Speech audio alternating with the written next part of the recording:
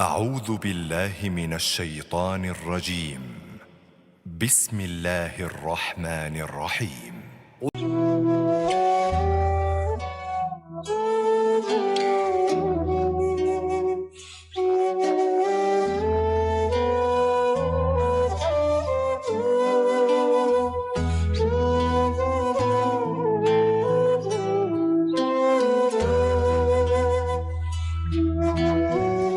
Alladzi khalaqal mauta wal hayata liyabluwakum ayyukum ahsanu amala wa huwal azizul ghafur. Asyhadu an la ilaha illallah wahdahu la syarikalah wa asyhadu anna Muhammadan abduhu wa rasuluh alladzi la nabiyya ba'dah.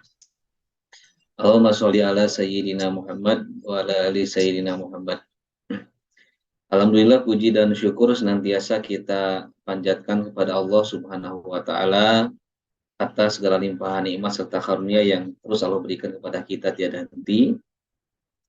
Semoga Allah jadikan kita hambanya yang terus bersyukur, diberikan kekuatan untuk menjaga dan terus meningkatkan keimanan dan ketakwaan kita sampai akhir hayat kita semua. Amin ya rabbal alamin. Salawat dan salam semoga senantiasa terlimpah, tercurah pada junjungan kita yang mulia, yang tercinta, Nabi besar Muhammad Shallallahu Alaihi Wasallam, juga pada para keluarga dan sahabatnya, para tabiin, dan sampai kepada seluruh umatnya hingga akhir zaman. Amin ya robbal alamin. Alhamdulillah, pada malam yang sangat baik dan senantiasa kita nantikan ini, yaitu kegiatan kajian online Masjid Asy-Syifa Fakultas Kedokteran Universitas Pajajaran. Alhamdulillah, qadarullah, Allah masih mudahkan kita bersama bergabung mengikuti kegiatan yang sangat baik dan insya Allah berkah ini. Mengucapkan terima kasih pada guru-guru kita yang senantiasa bergabung memberikan ilmunya kepada kita semua, juga para jamaah sekalian, terutama keluarga besar Fakultas Kedokteran Universitas Pajajaran, keluarga besar Rumah Sakit Hasan Sadikin, dan juga para guru besar FK Unpad dan juga para alumni. Terima kasih yang senantiasa telah bergabung dan support kegiatan ini. Semoga kegiatan Masjid Asy-Syifa Fakultas Kedokteran Universitas Pajajaran senantiasa terus istiqomah dan terus memberikan tebaran manfaat dan ilmu untuk kaum muslimin wal muslimat dimanapun berada. Pada hari ini hitungan tanggal sudah masuk 14 Zulhijjah ya, 11, 12 Zulhijjah. Kita sudah melalui hari besar kita, yaitu Hari Raya Idul Adha. Senantiasa kita juga berdoa untuk kita semua yang hadir di sini dan juga untuk seluruh kaum muslimin wal muslimat. Semoga saudara kita yang saat ini melaksanakan ibadah haji dimudahkan Allah menjadi ibadah haji yang mabrur dan mabrurah dan diterima oleh Allah Subhanahu wa taala, dan senantiasa menjadi wasilah kebaikan di dunia dan juga di akhirat. Dan juga untuk kita semua yang mungkin belum berangkat ke sana, yang melaksanakan ibadah kurban, semoga ibadah kurbannya diterima Allah Subhanahu wa taala dan juga menjadi wasilah pendekat, peningkat juga ketakwaan kita pada Allah Subhanahu wa taala. Dan juga bagi yang mungkin yang belum mampu, belum Allah beri kesempatan untuk melaksanakan ibadah haji maupun ibadah kurban, semoga Allah mudahkan kelak doa-doanya dijabah Allah Subhanahu wa taala untuk melaksanakan ibadah haji dan juga melaksanakan ibadah kurban. Amin ya rabbal alamin. Baik, kita buka kegiatan kajian kita pada malam hari dengan kita bersama-sama membaca basmalah. Bismillahirrahmanirrahim. Alhamdulillah, terkait dengan tema yang akan dikaji pada malam hari ini, merupakan tema yang menjadi lanjutan, atau mungkin kajian ini adalah menjadi pertemuan yang kedua setelah pertemuan sebelumnya pada bulan yang lalu bersama guru kita Ustadz Nur Ihsan Jundullah, yang telah memberikan materi untuk kita semua, yang mana materi tersebut merupakan materi yang sungguh sangat esensial ya, sangat penting untuk kita pahami, karena membahas sebuah ibadah yang sangat memiliki keterkaitan dan sebagai penentu diterimanya atau tidak ibadah-ibadah kita yang lain. Saya pernah mendengar mengikuti kajian seorang ustadz yang menerangkan bahwa rukun Islam itu ada 5: syahadat, sholat, zakat, saum, dan juga ibadah haji. Seandainya ibadah haji tidak bisa dilaksanakan, maka apa namanya, Ustadz itu mengilustrasikan sebuah pegangan tangan begini, kalau tidak salah sebuah benda yang dipegang oleh 5 jari.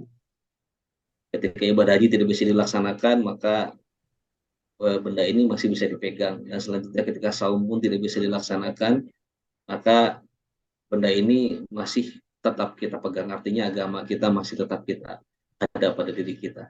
Dan ketika zakat pun tidak dilaksanakan karena dengan alasan syar'i tidak mampu, agama masih bisa kita pegang. Dan seandainya sholat itu tidak dilaksanakan, atau mungkin pun dilaksanakan tetapi kemarin Ustadz mengatakan bahwa ternyata sholat yang diterima Allah Subhanahu wa Ta'ala itu adalah sholat yang khusyuk, dan jika sholatnya itu tidak kita laksanakan, maka benda yang kita pilih itu akan sangat terjatuh. Jadi materi yang dibahas pada bulan lalu merupakan sebuah materi yang sangat penting untuk kita semua, dan menjadi penasaran untuk kita. Semoga ibadah-ibadah sholat kita senantiasa menjadi ibadah yang terbaik tentunya, karena itu menjadi penentu ibadah kita selanjutnya, dan juga menjadi yang pertama kali dihisab nanti di yaumil akhir. Kemarin Ustadz di bulan yang lalu menyampaikan beberapa ayat tentang definisi khusyuk, yaitu surat Al-Qamar ayat 7, Al-Hadid ayat 16, Al-Ghasyiyah ayat 2, Asy-Syura ayat 45, dan Al-Hasyr ayat 81. Silakan nanti jamaah mengkaji kembali ya, karena ini akan menjadi lanjutan seperti bagaimana agar kita bisa meraih kehusyuan yang terbaik. Dan di ujung Ustadz juga menyampaikan sebuah doa yang ternyata dicontohkan oleh Rasulullah SAW, yang terjemahannya adalah, ya Allah, aku berlindung kepadamu dari 4 hal: dari ilmu yang tidak bermanfaat, dari hati yang tidak khusyuk, dan dari jiwa yang tidak pernah kenyang, dan dari doa yang tidak didengar. Jadi Nabi mencontohkan kepada kita untuk memohon agar hati kita dimudahkan Allah Subhanahu wa Ta'ala untuk khusyuk, dan tentunya khusyuk itu adalah di dalam sholat. Dan di ujung kajian Ustadz menyampaikan tentang golongan-golongan tingkatan kehusyuan di dalam pelaksanaan sholat seorang hamba, seperti mu'aqqab, muhasab, mukafar, mutsab, dan juga mukarram. Dan semoga kita semua dimudahkan Allah untuk senantiasa mampu untuk meningkatkan golongan-golongan tingkatan tersebut dalam diri kita. Kemarin insya Allah tadi saya sampaikan bahwa mungkin kebanyakan kita ini ada di tingkat mukafar, yaitu kita sibuk dalam sholat dengan bermujahadah, kadang khusyuk, kadang juga terganggu. Itu pun sudah alhamdulillah sepertinya. Nah, pada episode yang sekarang, selain memang juga kemarin sudah Ustaz sampaikan tentang persiapan-persiapan bagaimana agar kita dapat melaksanakan sholat secara khusyuk, yang penting juga bagi kita untuk kita berusaha untuk menghindari apa yang menjadi gangguan-gangguan dari sholat, dan apa yang bisa kita lakukan Ustaz agar kita terhindar dari sholat yang tidak khusyuk, yang ternyata memang sholat itu kita laksanakan setiap hari sepanjang hidup, minimalnya 5 kali sehari, 17 rakaat, subuh, duhur, asar, maghrib, isya. Nah, memohon kepada Ustaz pada malam hari ini sebagai pembekalan untuk kita semua, inspirasi untuk kita semua, ilmu bagi kita semua, yang insya Allah semoga Allah mudahkan, mampukan kita untuk bisa mengamalkannya. Semoga sholat kita setelah mendengar kajian ini bersama Ustaz semakin kuat lagi, semakin termotivasi untuk menghindari ketidakhusyuan dalam sholat, dan juga dengan kita menghindari ketidakhusyuan dalam sholat juga semoga Allah dekatkan kita kepada tingkatan level yang insya Allah khusyuk gitu. Baik, kita siapkan jiwa raga kita tentunya dan pikiran kita untuk menyimak apa yang akan disampaikan oleh Ustadz pada malam hari ini, karena tentunya akan menjadi sebuah hal yang sangat penting, ilmu yang sangat penting sekali. Kita siapkan catatannya barangkali dan juga mohon kepada jamaah sekalian agar mikrofonnya di-unmute terlebih dahulu selama paparan kajian, sehingga tidak mengganggu konsentrasi dan fokus kita semua dalam mendengar paparan Ustadz. Dan juga memohon kepada jamaah sekalian yang mungkin memiliki pertanyaan, mohon agak bersabar agar dituliskan atau disampaikan nanti pada sesi diskusi yang insya Allah akan disediakan setelah nanti Ustadz menyampaikan paparannya untuk kita semua. Jadi pertanyaan nanti akan lebih fokus barangkali, karena tidak jarang ketika menyampaikan pertanyaan ternyata jawabannya ada di paparan Ustadz setelahnya.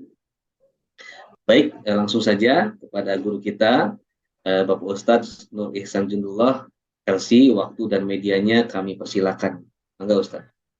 Baik, suaranya jelas? Sangat jelas Ustadz. Jelas, Alhamdulillah. Damang Ustadz. Saya alhamdulillah. Assalamualaikum warahmatullahi wabarakatuh. Sehat. Alhamdulillah saya Ustadz. Hatur nuhun pisan para biasa sumping Ustadz, nuhun jazakallah. Alhamdulillah. Baik, kita mulai ya. Bismillahirrahmanirrahim. Assalamualaikum warahmatullahi wabarakatuh. Waalaikumsalam Alhamdulillah. warahmatullahi wabarakatuh. Alhamdulillahirabbil alamin. Wa bihi nasta'inu ala umuri dunya waddin. Wassalatu wassalamu ala asyrafil anbiya'i wal mursalin wa ala alihi wa ashabihi ajma'in. Allahumma la sahla illa ma ja'altahu sahla wa anta taj'alul hazna idza syi'ta sahla. Allahumma la ilma lana illa ma 'allamtana innaka antal alimul hakim. Allahumma 'allimna ma yanfa'una wanfa'na bima 'allamtana wa zidna ilman wa amalan ya rabbal alamin, amma ba'du. Bapak Ibu, alhamdulillah kita dipertemukan kembali. Terakhir kajian tentang sholat khusyuk ini di 11 Juni ya. Alhamdulillah awal Juli ini jadi permulaan yang baik insyaallah. Mudah-mudahan mengawali bulan yang baru dengan amal-amal soleh yang terbaik insyaallah. Dan seperti yang tadi disampaikan, kalau pertemuan sebelumnya lebih ke why ya, kenapa penting, urgensi sholat khusyuk, kenapa harus khusyuk, kemudian makna khusyuk. Malam ini insya Allah kita akan membahas how to, bagaimana kiat, bagaimana cara, teknisnya, tips dan trik, upaya dan ikhtiar kita hingga Allah menghadiahkan kita dengan kekhusyuan. Kita sebut khusyuk ini hadiah karena hadiah itu diberikan setelah bermujahadah. Hadiah itu karena ada usaha dari sebuah ikhtiar kita. Ya. Bapak Ibu yang Allah muliakan, kita mulai dengan kalimat Ibnu Katsir tentang kekhusyuan dalam sholat. Ini pernah kita sampaikan, kita mulai dari sini di slide terakhir pertemuan sebelumnya. Kata Ibnu Katsir, Bismillahirrahmanirrahim, semoga Allah merahmati beliau, wal khusyu'u fi shalah, dan khusyuk di dalam salat, innama yahsulu liman faragha qalbuh. Ibnu Katsir mengkhususkan khusyuk di sini hanya dalam bab salat ya, karena ternyata khusyuk bukan hanya bisa dalam salat. Khusyuk bahkan dalam thalabul ilmi khusyuk, dalam majlis taklim juga khusyuk ya, dalam segala hal khusyuk. Wal khusyu'u fi shalah, dan khusyuk di dalam salat innama yahsul, hanya berhasil. Berhasil itu dari bahasa Arab ya, berhasil, yahsul. Khusyuk itu akan berhasil liman faragha qalbuhu, bagi yang mengosongkan hatinya, laha, hanya untuk salat. Mengosongkan hatinya hanya untuk salat. Artinya ini kiat pertama dari Ibnu Katsir, bahwa memang saat kita akan mengerjakan salat, hati kita memang fokus untuk salat. Semua pikiran, semua perasaan, jiwa dan raga kita hanya untuk salat, bukan untuk yang lainnya. Karena Allah tidak senang diduakan. Khusyuk itu hadiah dari Allah bagi mereka yang menomorsatukan Allah Subhanahu wa ta'ala. Allah tidak memberi kita dua hati. Ya, ada ayat dalam Al-Quran bahwa manusia itu tidak diberikan dua hati oleh Allah Subhanahu wa ta'ala. Manusia hanya diberikan satu hati. Ma ja'alallahu lirajulin min qalbayni fi jawfih. Ini yang Allah firmankan dalam surat Al-Ahzab ayat keempat.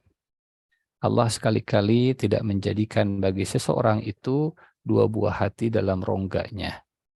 Maknanya, satu hati hanya bisa diisi dengan satu cinta. Satu hati hanya bisa diisi dengan satu kesibukan. Satu hati, satu pekerjaan, fokus dengan apa yang sedang dilakukan. Ma ja'alallahu lirajulin min qalbayni fi jawfih. Dan saat hati diisi oleh Allah Subhanahu wa taala, saat itu juga selain Allah yang ada di dalam hati akan keluar semuanya. Tapi kalau hati disibukkan dengan selain Allah Subhanahu wa taala, maka Allah akan keluar dari hati hambanya.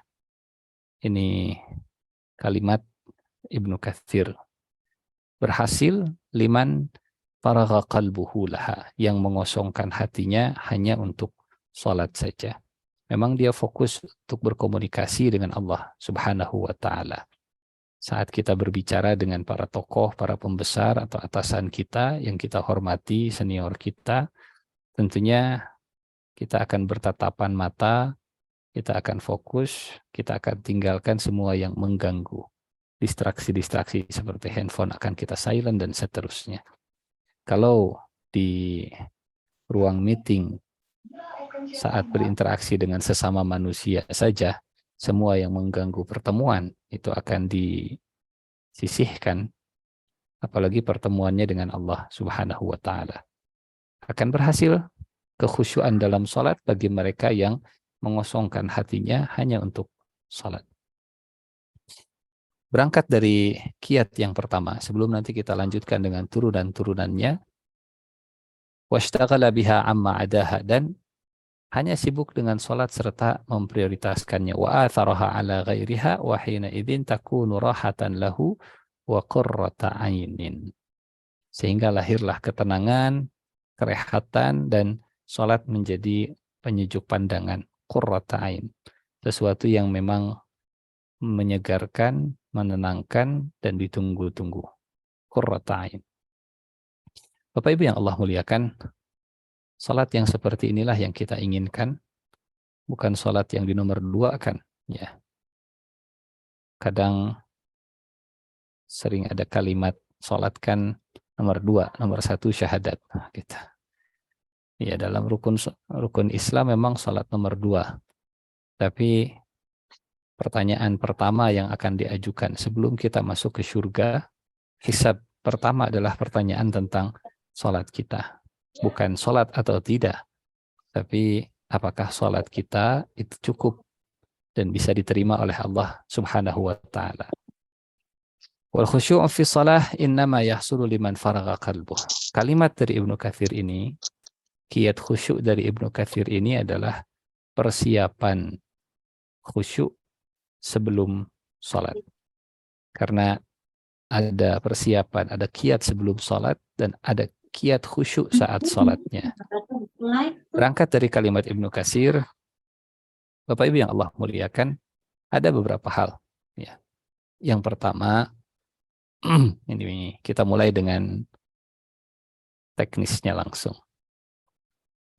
Yang pertama, saya kira ini sangat penting karena banyak hal yang bisa menjadi wawasan baru. Kuncinya adalah memahami bahasa Al-Quran, memahami bahasa yang kita gunakan saat sholat, memahami bahasa Arab. Bapak Ibu yang Allah muliakan, kalau kita ingin berkomunikasi langsung dengan Presiden Amerika, ya, langsung ingin berkomunikasi, langsung tanpa pakai perantara, tanpa menggunakan penerjemah, ya, maka kita akan mati-matian belajar bahasa yang digunakan oleh Presiden Amerika, Presiden Perancis, mati-matian kita belajar bahasa Perancis, Presiden China, karena ada kepentingan kita berangkat ke negeri Tiongkok, mati-matian kita memahami bahasanya. Tentu komunikasi dengan Allah dalam sholat kita menggunakan bahasa Arab. Suka tidak suka, mau tidak mau. Tidak sah sholat kita kalau kemudian diterjemahkan ke dalam bahasa selain bahasa Arab. Kenapa tidak sah? Karena Rasulullah yang mencontohkan demikian. Ini tauqifi, ya. Contohnya demikian, sallu kama ra'aitumuni usalli. Salatlah kalian sebagaimana kalian melihat saya salat. Maka tidak sah, meskipun kita tahu maknanya, kemudian kita menerjemahkan Allah Maha Besar dengan menyebut nama Allah yang Maha Pengasih dan Maha Penyayang. Segala puji bagi Allah Tuhan semesta alam. Biarkan itu ada dalam hati kita, ada dalam pemaknaan penghayatan kita, tapi yang diucapkan tetap bahasa aslinya, bahasa Arab. Saat kita bangga bisa berkomunikasi dengan manusia dalam bahasa manusia, semoga kita bisa lebih bangga saat berkomunikasi dengan Allah Subhanahu wa Ta'ala dengan bahasa Al-Quran yang dipilih oleh Allah Subhanahu wa Ta'ala, bahasa Arab. Bangga kita sebagai orang Indonesia, tapi mempelajari, mendalami, memahami bahasa Arab, tujuannya adalah untuk meraih kekhusyuan salat. Karena Bapak Ibu yang Allah muliakan, setelah kita mempelajari bahasa Arab, kita akan menemukan banyak hikmah kenapa bahasa ini yang dipilih oleh Allah Subhanahu wa Ta'ala. Ya, tentunya pilihan Allah bukan random, bukan random memilih secara acak, tapi memang ada hikmah yang ingin Allah ajarkan kepada saya, kepada kita semua. Kenapa dengan bahasa ini? Jadi semoga tidak ada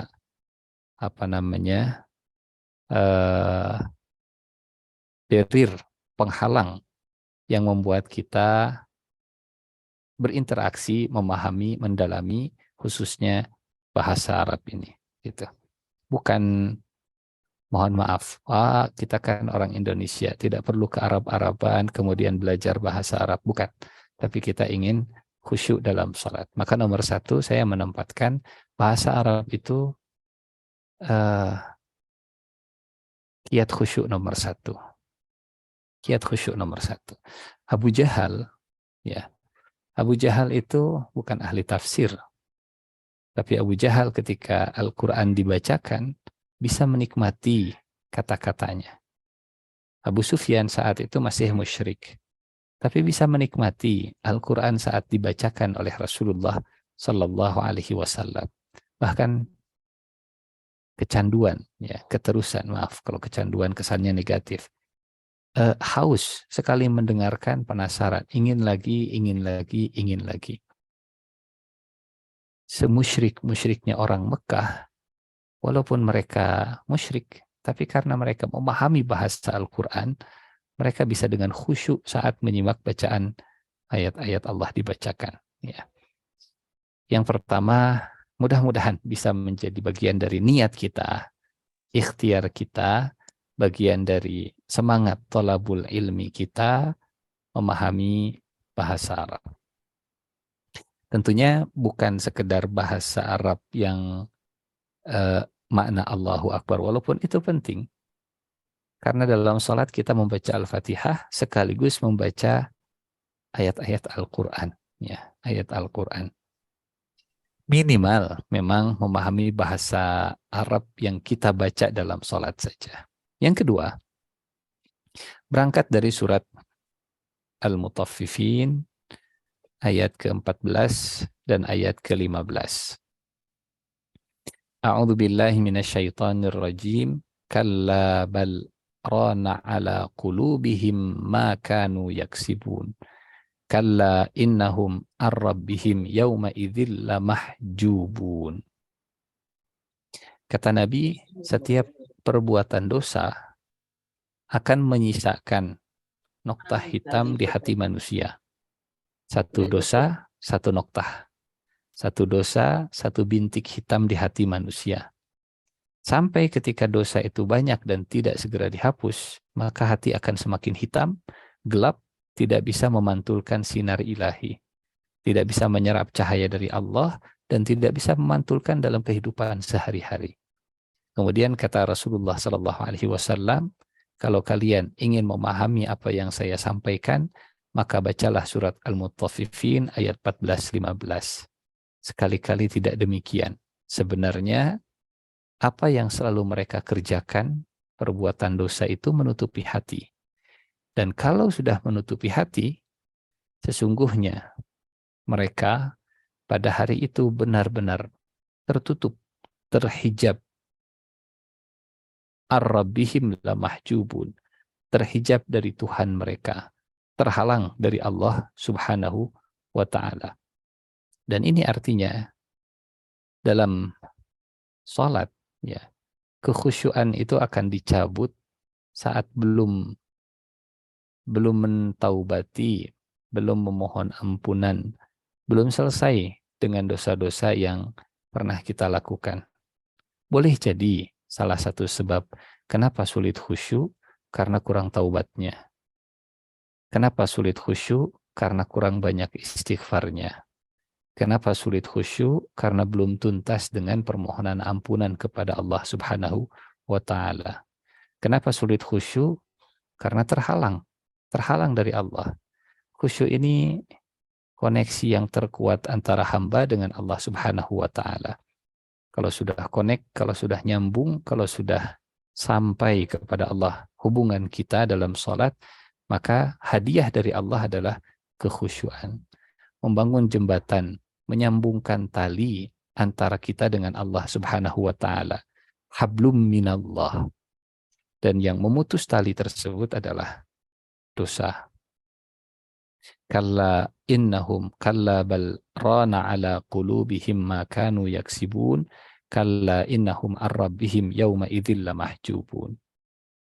Ada seorang murid bertanya kepada gurunya, "Syekh, saya sudah melakukan perbuatan dosa. Tapi kenapa Allah tidak menurunkan? Kenapa Allah Subhanahu wa Ta'ala tidak menghukum? Kenapa tidak ada murka? Kenapa tidak ada azab? Kenapa bisnis masih tetap lancar? Usaha masih tetap maju? Gaji masih tetap lancar? Pendapatan masih tetap seperti biasanya?" Kemudian dijawab dengan jawaban poin kedua ini. Kadang cara Allah menghukum seorang hamba setelah dia berbuat dosa adalah memutuskan hubungan dalam kekhusyuannya. Dicabut rasa khusyuknya karena perbuatan dosanya. Maka setelah memiliki niat dan semangat belajar bahasa Arab, yang kedua, mudah-mudahan kita memperbanyak istighfar, memperbanyak taubat, memohon ampun dengan sungguh-sungguh kepada Allah Subhanahu wa Ta'ala. Walaupun sholat itu sendiri adalah sarana untuk ampunan dosa. Sholat itu seperti mandi di sungai yang bersih. Nabi membuat perumpamaan salat seperti mandi di sungai. Kata Nabi kepada sahabatnya, apakah tersisa kotoran orang yang mandi di sungai setiap hari 5 kali? Padahal orang Arab, ya mereka karena tinggal di padang pasir, jarang air. Ya, perumpamaan ini perumpamaan yang ngena begitu, 5 kali. Rasanya kita yang tinggal di Indonesia pun ya nggak nyampe 5 kali begitu mandi. Saya nggak tahu Bapak Ibu berapa kali sehari mandi. Kalau sedang musim hujan, ya sekali juga cukup sepertinya begitu ya, karena nggak kemana-mana. Ini sampai 5 kali. Kata Nabi kepada sahabat, ayabqa min daranihi syai'? Menurut kalian, apakah kotoran di tubuhnya masih tersisa? Kata para sahabat, tidak ya Rasulullah. Seperti itu juga salat. Nah, maka persiapan sebelum salat yang kedua, persiapan membersihkan diri, membersihkan hati, menyingkap semua hijab yang menghalangi koneksi kita dengan Allah Subhanahu wa Ta'ala. Nah, yang ketiga, bagaimana cara kita menghapus penghalang dan hijab dari Allah Subhanahu wa Ta'ala? Selain dengan memperbanyak istighfar, selain dengan memperbanyak taubat, selain dengan memperbanyak kalimat-kalimat inabah, ya, sayyidul istighfar, dengan niat istighfar tersebut, dengan niat mudah-mudahan sholatnya menjadi khusyuk. Karena istighfar ini fadilahnya begitu banyak, keutamaannya begitu luar biasa, ya, dari mulai kegelisahan yang akan diangkat oleh Allah, kemudian rizki yang mengalir, kemudian air hujan yang turun, dan seterusnya. Salah satu bentuk mengangkat hijab, menghapus dosa terkait dengan sholat, maka Rasulullah mengajarkan, termasuk dalam persiapan sebelum sholat, yang akan menghapuskan dosa. Nabi menyebutnya ribat. Kiat khusyuk yang ketiga, melakukan ribat. Apa itu ribat? Hadisnya dari Abu Hurairah radhiyallahu anhu, semoga Allah meridhai beliau. Rasulullah sallallahu alaihi wasallam bersabda, maukah aku tunjukkan, ala adullukum ala syai'in yamhullahu bihil khataya wa yarfa'u bihid darajat? Sesuatu yang kalau kalian lakukan, maka Allah akan menghapus dosa dan mengangkat derajat. Ini paket combo. Sekali dikerjakan, langsung mendapatkan dua keuntungan. Bukan hanya dosanya yang dihapus, ditambah ada bonus, ada apa biasanya, kalau dalam promo itu dibundling oleh Allah. Dihapus dosanya, diangkat derajatnya. Kalau Allah mau bisa saja dosa yang dihapus tapi derajat masih sama. Ini sepaket, dibundling antara dosa dibersihkan, derajat diangkat. Tentu para sahabat karena luar biasa ya Rasulullah itu Bapak Ibu, setiap pembicaraannya akhirat ibadah Allah, akhirat ibadah Allah. Karena inputnya itu Allah, Allah, Allah, Allah, Allah, akhirat Allah, akhirat Allah. Sehingga mindsetnya juga mindset ukhrawi. Orientasinya juga orientasi ukhrawi. Kita sama-sama paham apa yang ada dalam benak, pikiran, jiwa, dan hati. Itu tergantung apa yang paling banyak kita masukkan. Nah, inputnya yang terbanyak itulah yang akan membentuk kepribadian, kejiwaan, pemikiran, dan seterusnya. Maukah aku tunjukkan kepada kalian, dengannya Allah menghapus dosa dan mengangkat derajat. Kata para sahabat, tentu ya Rasulullah, kami ingin diangkat derajatnya, dihapus dosa-dosanya. Kata Rasulullah SAW, isbaghul wudu alal makari. Persiapan sebelum salat untuk meraih kekhusyuan dengan niat ribat, dengan niat menghapuskan dosa. Yang ketiga berarti ya, menyempurnakan wudu. Bapak Ibu hadirin yang Allah muliakan, ini dahsyat luar biasa ya. Kalau bicara tentang kesehatan, faidah dan keutamaan wudu untuk kesehatan, tentu Bapak Ibu jauh lebih kompeten. Ada satu hadis yang ini mungkin secara medis Bapak Ibu bisa bisa ikut berbagi kepada saya khususnya. Saat Rasulullah Shallallahu Alaihi Wasallam menasihati para sahabat terkait dengan, mohon maaf, ini karena ilmu ya kita sampaikan juga terkait dengan wudu. Kata Nabi, jika kalian ingin mengulang hubungan suami istri, maka berwudulah, karena itu akan menambah ansyat. Nasyat itu semangat, gairah, vitalitas, kekuatan, dan seterusnya. Gitu. Jadi ada dampak dari wudu dengan semangat. Dan hadisnya itu tentang hubungan suami istri. Artinya begini, sunnah, termasuk sunnah Nabi, saat akan berinteraksi dengan pasangan, menyegarkan badan dengan wudu. Dalam tanda petik, supaya lebih bergairah. Ya, supaya lebih bergairah, saat berinteraksi dengan manusia, dengan pasangan. Apalagi saat berinteraksi dengan Allah Subhanahu wa Ta'ala, tentu kesegaran badan itu mempengaruhi kesegaran hati. Kalau kita ada pepatah men sana in corpore sano, begitu ya. Saya kira menyempurnakan wudhu sebagai persiapan meraih kekhusyuan dalam sholat itu juga bisa digunakan atau bisa dimaknai dengan ungkapan tadi, begitu ya. Men sana in corpore sano. Kalau wudhunya benar, sholatnya juga khusyuk. Kalau wudhunya benar, badannya juga segar, mudah-mudahan hatinya juga lebih terbantu untuk bisa khusyuk. Isbaghul wudhu, ada catatan, alal makarih, pada saat-saat yang tidak disukai. Kalau menyempurnakan wudhunya saja itu sudah menghapuskan dosa, apalagi pada saat-saat yang tidak disukai. Misalnya begini, bangun tidur, sholat subuh, dingin. Apalagi sedang di Lembang, begitu. Kemudian harus wudhu, air hangat tidak ada. Untuk menyempurnakan wudhu, 3 kali wudhunya, ya basuh muka 3 kali, kumur-kumur, kemudian masukkan ke hidung, sampai ke tangan, sampai ke siku. Ini kan bukan sesuatu yang mudah. Tapi kesempurnaan wudhu itulah yang akan membuat dosa diampuni, penghalang akan dicabut, dan khusyuk akan diraih. Isbaghul wudhu alal makari. Malas rasanya mau wudhu dengan sempurna. Mungkin karena tadi masih ngantuk, begitu ya, akhirnya wudhu sekedarnya saja.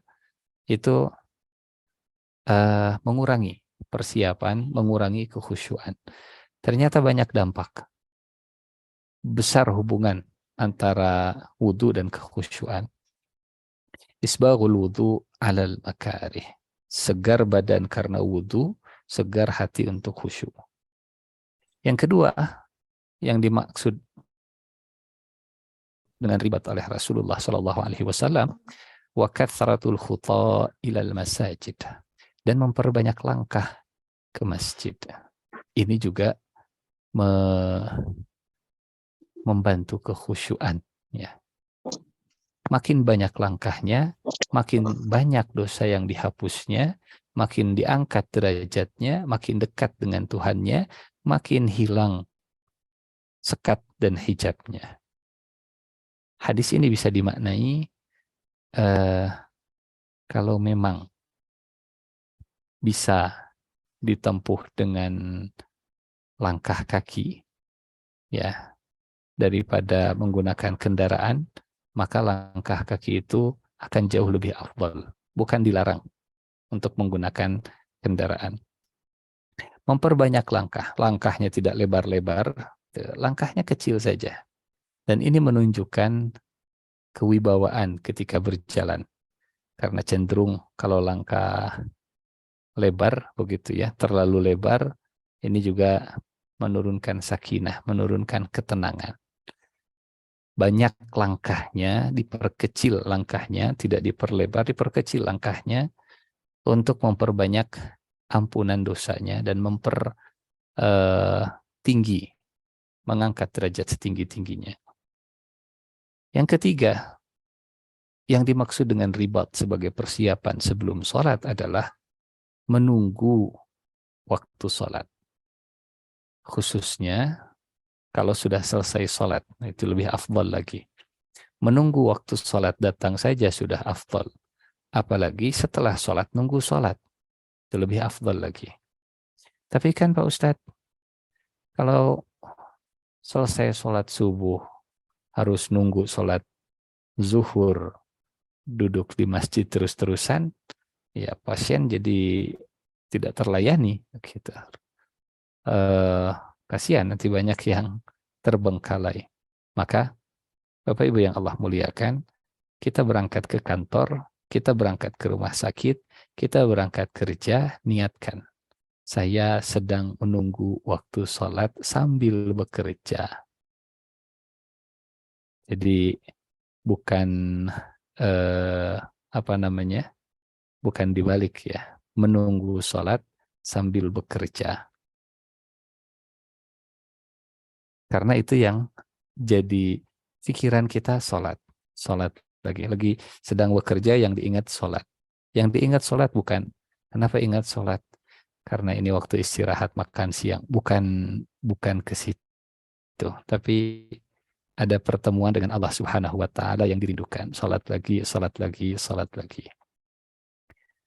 Menunggu waktu sholat sambil bekerja. Selesai sholat zuhur, kemudian kembali lagi bertemu dengan pasien, kembali lagi bekerja, kembali lagi ke komputer dengan niat, ya Allah, saya sedang menunggu waktu sholat. Kalau memang tidak memungkinkan untuk diam di tempat sholat kita setelah selesai sholat. Mungkin yang memungkinkan, ya, yang biasanya lebih mudah dilakukan itu dari maghrib sampai ke isya, atau dari isya sampai ke subuh saat kita punya niat untuk i'tikaf di masjid. 10 malam terakhir di bulan Ramadan selesai sholat isya, nah kita lakukan itu. Atau misalnya ada kajian setelah asar sampai maghrib. Selesai sholat asar, karena ingin mengikuti kajian, diniatkan sambil menunggu sholat maghrib, saya akan ikuti kajian. Sambil menunggu sholat asar, saya akan ikuti kajian ba'da zuhur. Dan 3 hal inilah yang Rasulullah sebut dengan ribat. Fazalikumur ribat. Fazalikumur ribat. 2 kali Rasulullah mengulang, itulah ribat. Itulah ribat. Itulah yang dinamakan dengan ribat. Ini 3 kiat yang dirangkum dalam satu kalimat ribat. Memahami bahasa Arab, menghapus semua hijab, dan melakukan ribat. Yang berikutnya, kiat yang berikutnya, Bapak Ibu yang Allah muliakan, berangkat dari surat Al-A'raf ayat ke-31. A'udzu billahi minasyaitonir rajim. Ya ayyuhan nas, wahai sekalian manusia, khudzu zinatakum inda kulli masjid. Ambillah pakaian terbaikmu setiap kali kalian berangkat ke masjid. Baik masjid dimaknai sebagai tempat atau masjid tempat sujud kita. Ya, salatlah intinya. Dalam surat Al-A'raf ini, a'udzubillahi minasyaitonirrajim, ya bani Adam, wahai anak Adam, wahai sekalian manusia, khudzu zinatakum inda kulli masjid. Pakailah pakaianmu yang indah, yang terbaik. Zinah itu perhiasan. Inda kulli masjid. Bapak Ibu yang Allah muliakan, pernah kita merasa perbedaan pembawaan saat menggunakan pakaian lapangan dengan pakaian formal? Rasanya saya merasakan, dan Bapak Ibu juga sepertinya merasakan gitu ya. Kalau pakai jas, pakai dasi, kemudian pakai pantofel, kemudian rapi, akan elegan, akan tenang, tidak akan gerasa gerusu, tidak sat-sit-set kata anak muda sekarang, tenang, elegan pembawaannya. Tapi ketika pakaiannya itu pakaian lapangan, ya, celana-celana jeans misalnya, bajunya baju kaos, kita akan menyesuaikan, pembawaannya akan lebih santai, lebih rileks, dan seterusnya. Ternyata pakaian punya pengaruh dalam pembawaan. Apa yang kita kenakan itu bisa mempengaruhi pembawaan. Dan Allah di ayat 31 ini mengajarkan sesuatu yang membantu kita untuk bisa khusyuk di dalam sholat. Tujuannya adalah khusyuk. Target akhirnya adalah khusyuk.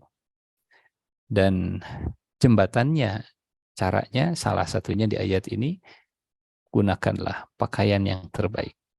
Nah, di ayat ke-32, Allah mewanti-wanti ke orang yang mengharamkan yang tidak diharamkan. Jangan haramkan apa yang Allah halalkan.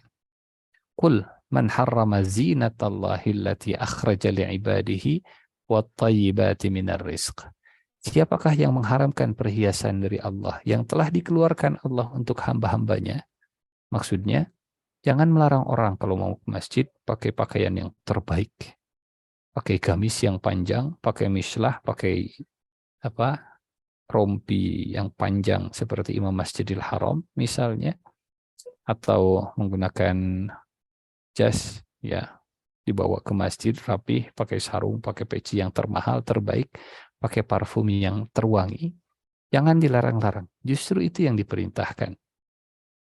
Jangan kemudian keluar kalimat, lebay, nggak usah segitunya juga, begitu. Justru itu yang diperintahkan.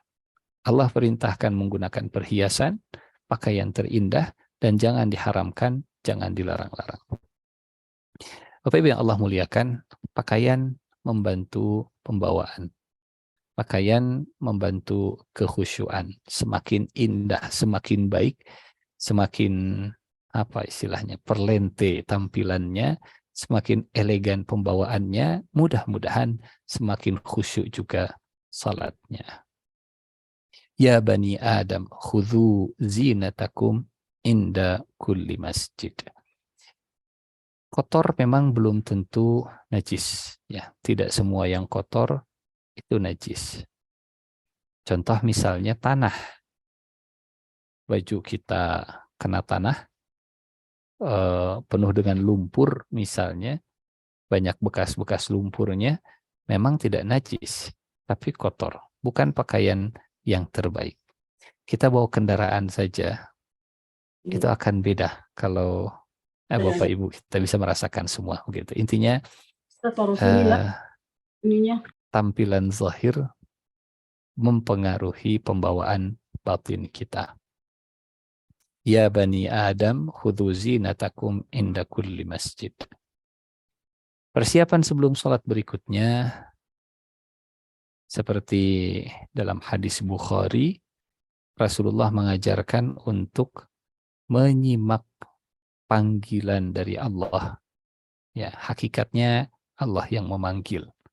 Wasilahnya suara muazzin yang menyampaikan panggilan tersebut. Kalau Allah memanggil, kita menjawab panggilan. Dan cara menjawab panggilannya dengan mengulang ucapan muazzin. Diulang. Dan berdoa setelah azan. Ya. Tanda bahwa hati kita sudah dikosongkan dari selain sholat. Tanda bahwa hati kita sudah fokus untuk sholat.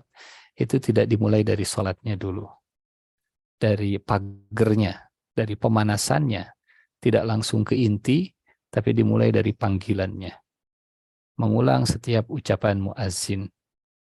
Dalam hadis Bukhari, Rasulullah mengajarkan, ucapkan seperti apa yang diucapkan dan berdoa setelah azan. Terlebih doa setelah azan ini, azan dengan iqamat, menjadi salah satu waktu yang mustajab, ya, waktu yang sangat dianjurkan untuk berdoa. Kemudian dalam hadis Bukhari dan Muslim, setelah mendengarkan azan, setelah mendengarkan iqamah, ini juga persiapan sebelum sholat agar khusyuk. Lebih baik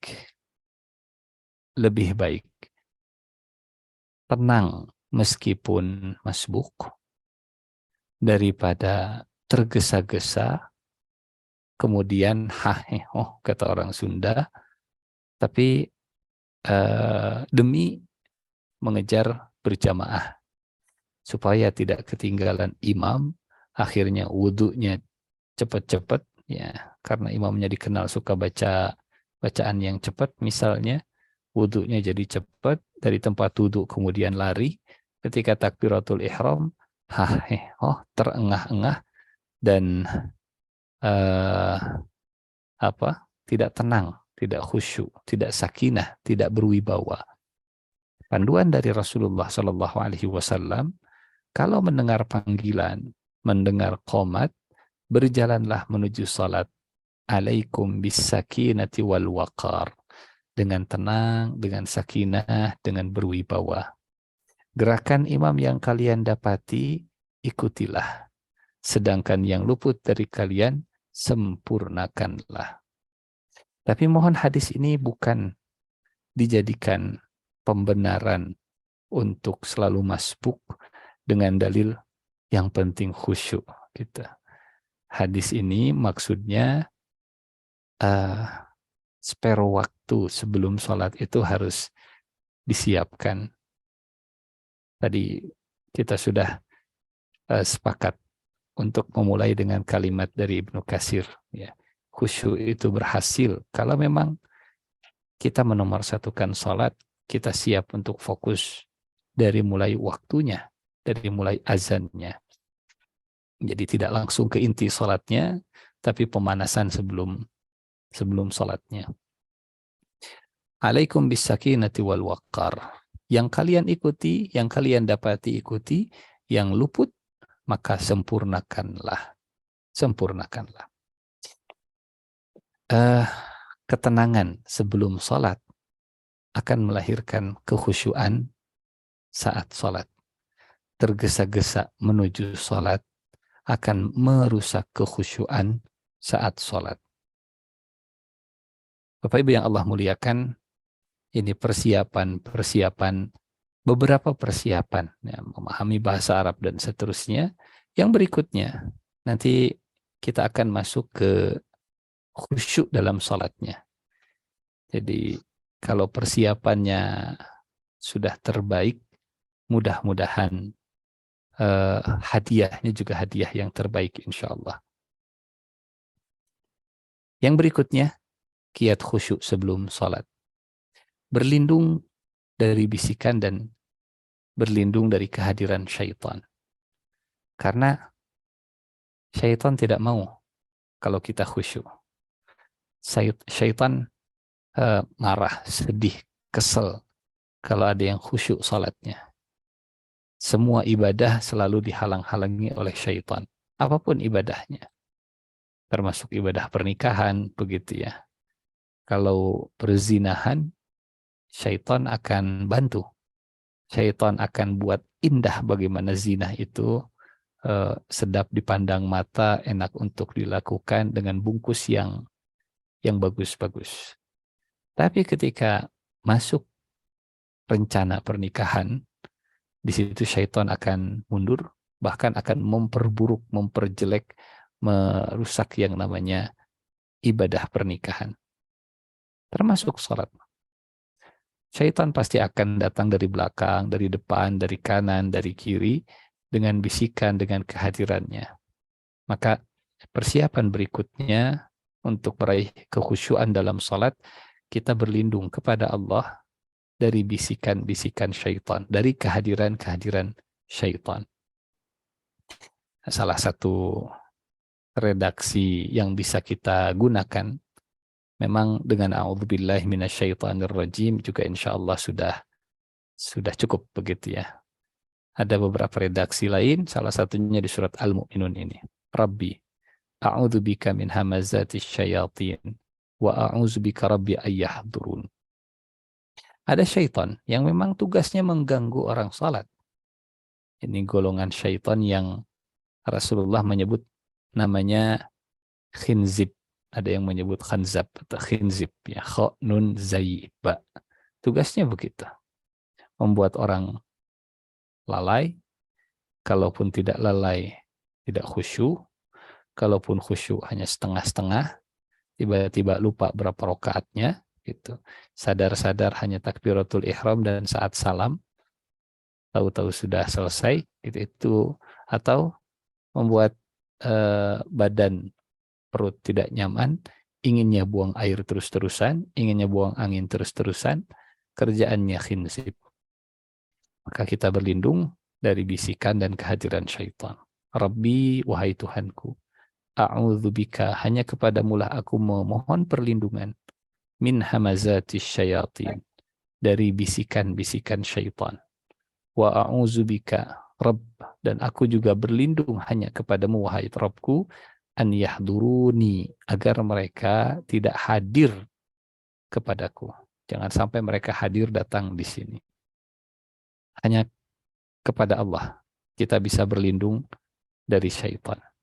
Cuman Allah yang bisa menjauhkan kita dari syaitan. Karena luar biasa, tipu daya syaitan itu pengalamannya tinggi, ya, sudah berkali-kali. Makhluk Allah yang gigih, salah satunya adalah syaitan. Syaitan itu kerja keras. Tapi kalau kerja keras di jalan yang salah, setan jadinya. Nah, berkaitan dengan kiat khusyuk yang ini, kiat khusyuk menjauhkan diri dari syaitan ini, erat kaitannya dengan sholat berjamaah. Kenapa? Karena syaitan itu akan lebih mudah mengincar orang yang sendirian dibanding orang yang selalu bersama-sama. Dalam hadis riwayat Ahmad, syaitan itu seperti serigala bagi manusia. Setan itu serigala bagi manusia, sebagaimana serigala bagi kambing. Dhi'ab lil insan, seperti dhi'ab lil ghanam. Jadi Nabi mengumpamakan, ya, bukan berarti manusia itu domba begitu, tapi terancam akan disergap, akan ditangkap syaitan kalau kita sendirian.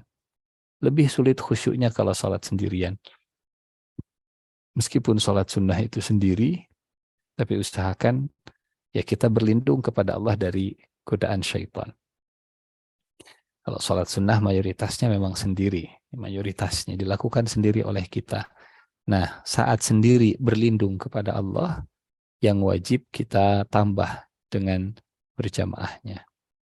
Janganlah kalian memisahkan diri dari jamaah, hendaklah kalian bersama jamaah dan orang terbanyak. Jadi serigala kalau melihat kawanan domba lebih banyak, lebih menakutkan. Jadi ini termasuk persiapan sebelum sholat. Ya, jamaah mana yang lebih banyak, mudah-mudahan itu lebih membantu kekhusyuan. Yang terbanyak tentunya di Masjidil Haram. Oh, rupa-rupanya itulah rahasianya. Kenapa kalau ke Masjidil Haram, ke Masjid Nabawi, cenderung bisa lebih mudah untuk khusyuk? Karena jamaahnya lebih banyak, syaitannya lebih ngeri, menggoda, mengganggu yang banyak tadi. Ya, makin banyak, insya Allah makin baik. Yang berikutnya, ini kita masuk ke salat yang khusyuk. Kalau tadi persiapan yang maksimal untuk meraih kekhusyuan dalam salat, maka yang berikutnya khusyuk dalam salatnya itu sendiri.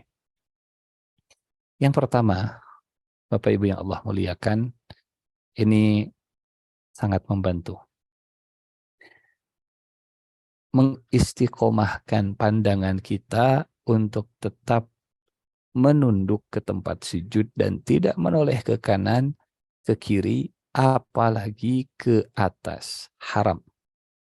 Melihat ke atas, melihat misalnya ke kubah masjid, melihat ke jam, karena biasanya jam ditempel di atas mimbar, begitu ya. Kita lihat ini, sholat kok lama sekali, imam baca surat apa. Kita nggak bawa jam tangan, handphone juga di saku.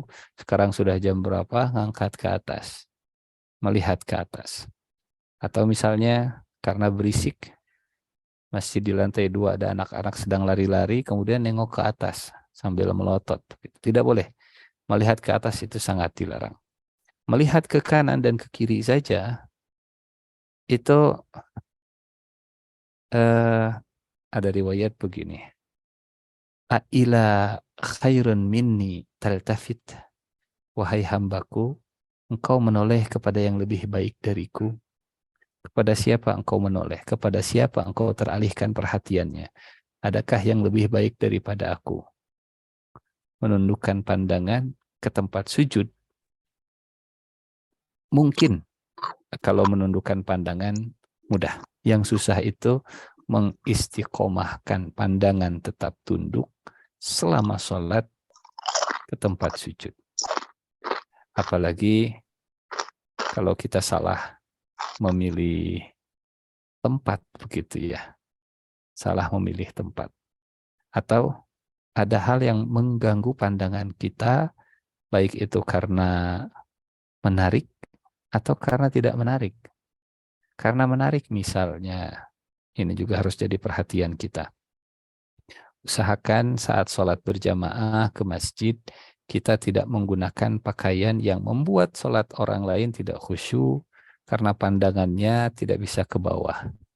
Karena baju kita ada tulisan di belakangnya, tulisan-tulisan yang kocak misalnya, atau gambar-gambar yang lucu, atau gambar mau lucu, atau sesuatu yang bisa mengganggu pandangan, tidak bisa melihat ke bawah, ini diganti, diperbaiki, ditutup.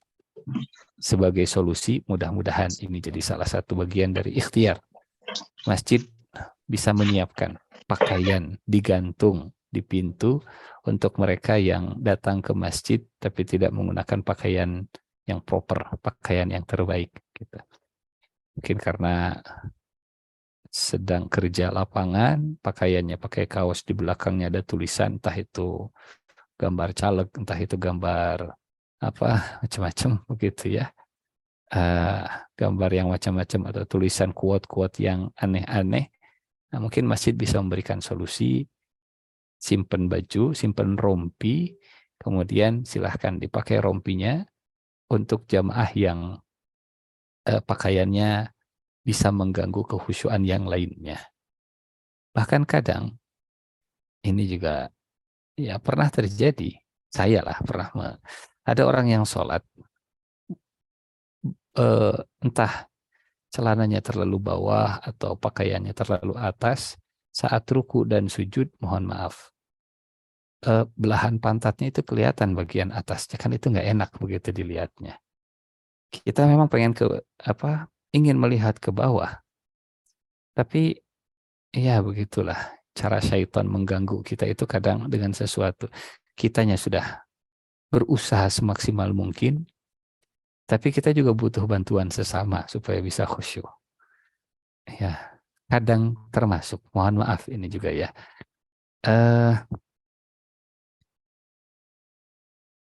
sesuatu yang bergerak itu seringkali mengganggu. Kita ingin istiqomah pandangan ke bawah, ke tempat sujud, tapi ada sesuatu yang bergerak. Cenderung yang bergerak itu akan mengalihkan. Mohon maaf, kalau bisa menggunakan sutroh, menggunakan penghalang, tidak ada sesuatu yang bergerak di depannya, itu akan jauh lebih baik. Gitu. Maka menghadap ke dinding, menghadap ke tembok, bukan menghadap ke TV, karena di TV ada sesuatu yang bergerak, apalagi sambil nonton Persib melawan Madura United misalnya, saat sholat begitu. Itu ada sesuatu yang bergerak. Atau sholat di depan akuarium, ya, memang melihat ke bawah, tapi kadang indah begitu ya, di depan ada ikan cupang, begitu, ada macam-macam. Atau memang melihat ke bawah, tapi di bawah kita itu ada kolam. Nah, itu juga jadi jihad tersendiri, ya, jadi ujian tersendiri, jadi tantangan tersendiri. Tetap melihat ke bawah. Ini yang pertama, khusyuk saat sholat dibantu dengan pandangan yang tetap melihat ke bawah, dan kita membantu orang lain supaya tidak merusak keistiqomahannya, merusak pandangannya, menarik perhatian pandangannya. Yang kedua, setelah pandangan melihat ke bawah, saat tangan diangkat mengucapkan kalimat takbir, maka membantu kekhusyuan saat kita memahami, menghayati, mendalami, menghadirkan, meleburkan jiwa kita dalam makna kalimat takbir. Allahu Akbar. Maknanya Allah Maha Besar. Hatinya mengagungkan Allah dan hatinya juga membesarkan Allah. Tidak ada yang lebih besar kecuali Allah. Saat sadar dia mengucapkan Allah Maha Besar, jangan sampai kemudian ada yang lebih besar daripada Allah Subhanahu wa Ta'ala. Jangan sampai jemuran lebih besar daripada Allah, atau golnya Persib lebih besar daripada Allah, ya, atau goal apapun begitu ya, ada selain Allah yang jauh lebih besar. Di lisan kita mengucapkan Allah Maha Besar, jangan sampai di pikiran, di perasaan ada yang lebih besar dari Allah Subhanahu wa Ta'ala. Yang kedua, kiat khusyuk dalam sholat menghadirkan kebesaran Allah, menghayati, merenungkan makna dari kalimat yang kita ucapkan. Setiap kita bergerak, Allahu Akbar. Mau sujud, Allahu Akbar. Memahami makna Allahu Akbar dalam setiap pergerakan, dalam setiap perpindahan, itu membantu kekhusyuan. Kadang mungkin saat berdiri khusyuk, tapi saat ruku mungkin ada sesuatu yang mengganggu kekhusyuan. Maka diingatkan, Allahu Akbar. Jangan ada yang lebih besar saat kita ruku kecuali Allah Subhanahu wa Ta'ala. Jangan ada yang lebih besar saat kita sujud kecuali Allah Subhanahu wa Ta'ala. Jangan ada yang lebih besar saat kita duduk di antara dua sujud kecuali Allah Subhanahu wa Ta'ala. Yang ketiga, saat kita membaca doa iftitah, maka yang harus dihadirkan hati lagi. Ya, doa iftitah memang ada beberapa, baik yang Allahumma ba'id baini, atau wajjahtu wajhiya, atau subhanakallahumma wa bihamdika wa tabarakasmuka, dan seterusnya. Tapi doa-doa iftitah itu kandungannya sama. Kandungannya tentang ketauhidan dan ketundukan kita kepada Allah Subhanahu wa Ta'ala. Wajjahtu, saya hadapkan, wajhiya, wajahku, lilladzi fataras samawati wal arda hanifan muslima wa ma ana minal musyrikin. Aku hadapkan wajahku kepada yang menciptakan langit dan bumi. Hanifan muslima, saya mengakui, berkomitmen sebagai hamba yang siap untuk lurus. Musliman, yang siap untuk tunduk. Wa ma ana minal musyrikin. Dan saya tidak akan menjadi orang yang mempersekutukan Allah Subhanahu wa Ta'ala. Salat saya hanya untuk Allah. Itu saat kita membaca wa ma ana minal musyrikin. Jangan di lisan mengucapkan wa ma ana minal musyrikin, tapi kemudian di hati, salat saya harus bagus karena dilihat oleh orang lain, karena ada mertua, karena ada menantu, karena ada tetangga. Tapi yang dibaca wa ma ana minal musyrikin. Inna salati wa nusuki wa mahyaya wa mamati lillahi rabbil alamin la syarikalah. Semua adalah ketauhidan. Memulai salat dengan membesarkan Allah, memulai salat dengan mentauhidkan Allah Subhanahu wa Ta'ala. Yang keempat, ini juga penting ya. Sebetulnya dengan memahami bahasa Arab, insya Allah poin-poin tentang penghayatan, doa-doa, pentadaburan, itu insya Allah menjadi tuntas. Memahami bahasa Arab. Membaca surat Al-Fatihah dengan tenang. Ini juga penting. Ketenangan ketika membaca Al-Fatihah. Karena saya belum menemukan Rasulullah sebagai suri tauladan ketika membaca Al-Fatihah, kemudian digabredkeun begitu ya. Tenang, santai, dan itu sangat membantu kekhusyuan. Bahkan Umar bin Abdul Aziz ketika membaca Al-Fatihah itu setiap ayat berhenti. Bismillahirrahmanirrahim. Alhamdulillahirabbil alamin. Berhenti sebentar. Ar-Rahmanir-Rahim. Berhenti lagi. Kemudian ditanya, kenapa konsisten selalu begitu? Seayat berhenti, satu ayat berhenti. Kata beliau, saya sedang menikmati jawaban dari Allah karena Al-Fatihah ini adalah dialog hamba dengan Allah Subhanahu wa Ta'ala. Surat Al-Fatihah itu dibagi menjadi dua. Sebagian itu pujian kepada Allah. Bagian terakhir pemberian dari Allah untuk hambanya. Bagian pertama hamba kepada Tuhannya. Bagian terakhir Tuhan kepada hambanya. hamba kepada Tuhannya memuji, mengagungkan, membesarkan. Bagian hamba, Tuhan kepada hambanya, Allah kepada kita, memberikan apa yang diminta. Alhamdulillahi Rabbil Alamin, Ar-Rahmanir Rahim, Maliki Yaumiddin.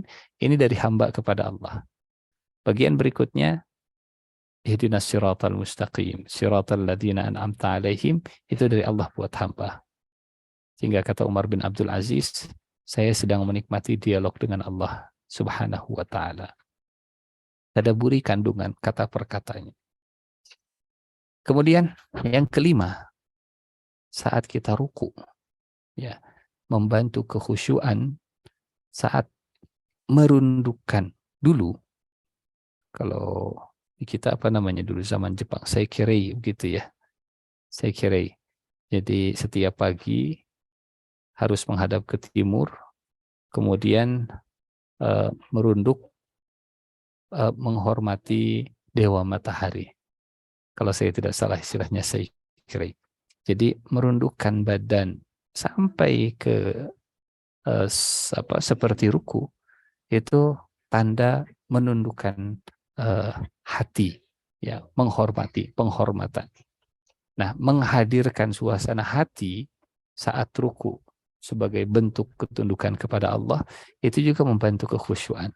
Yang tadinya tegak mata ke bawah, kemudian saat ruku hatinya juga ikut merendah, mengagungkan Allah. Maka yang dibaca, Subhana Rabbiyal Azim, Maha suci Tuhanku yang maha agung.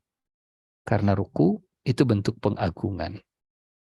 Dulu Buya Hamka menolak, ya, menolak saya kira, yang akhirnya membuat Buya Hamka ditangkap begitu. Karena ruku hanya untuk manusia, ruku hanya untuk Allah, bukan untuk manusia, bukan untuk selain Allah Subhanahu wa Ta'ala. Kemudian saat i'tidal, ini semuanya tentang penghayatan, menghadirkan hati, menghadirkan jiwa, karena khusyuk itu saat salat erat kaitannya dengan kondisi hati, kondisi jiwa. Saat kita i'tidal, ini khusyuk saat kita i'tidal, kita mengucapkan kalimat Sami Allahu liman hamidah. Allah mendengarkan siapa yang memujinya. Itu makna kalimat Sami Allahu liman hamidah. Allah mendengarkan orang yang memujinya. Siapa yang memujinya. Kalimat itu saat kita ucapkan bersambut dengan kalimat Rabbana walakal hamd. Wahai Tuhan kami, bagimu segala pujian. Jadi dari posisi badan kita seperti kambing, ya, kambing kan tulangnya begitu, mirip seperti manusia ketika ruku.